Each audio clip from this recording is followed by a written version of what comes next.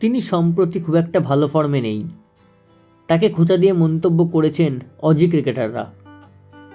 কিন্তু তাতেও অস্ট্রেলিয়ার মাটিতে বিরাট কোহলিকে নিয়ে উন্মাদনা একটুও কমছে না।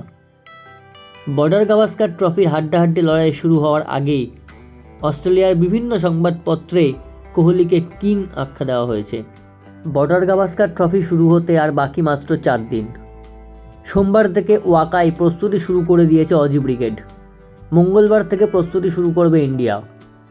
তবে অস্ট্রেলিয়ায় বসে খবরের কাগজ খুললে সেভাবে প্যাট কামিন্সদের নজরে পড়ছে না, বরং প্রথম পাতা জুড়ে বড় বড় হরফে লেখা গোট অর্থাৎ গ্রেটেস্ট অফ অল টাইম। ভারতীয় ক্রিকেটে এক আলাদা চমক এনেছেন বিরাট। সংবাদপত্রে এমনটাই দাবি করেছেন এককালে কোহলির প্রবল প্রতিপক্ষ মিচেল জনসন। আবার জাস্টিন ল্যাঙ্গার মনে করিয়ে দিয়েছেন লড়াই না করে নিজের রাজ সিংহাসন মোটেই ছেড়ে দেবেন না বিরাট।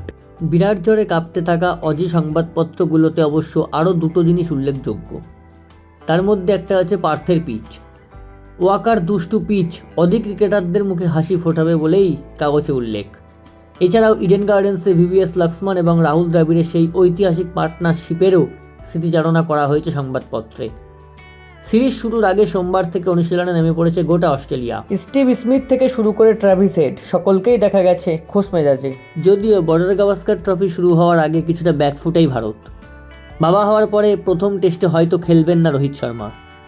ওদিকে আঙুলে চোট পেয়ে কার্যত ছিটকে গিয়েছেন শুভমান গিলও। ফলে এই দুই তারকাকে ছাড়াই পার্থের আগুনে পিচে কামিন্স স্টার্কদের সামলাতে হবে ভারতকে। তবে মাঠের লড়াই ভুলে অজি সংবাদ মাধ্যম আপাতত মজে বিরাটেই।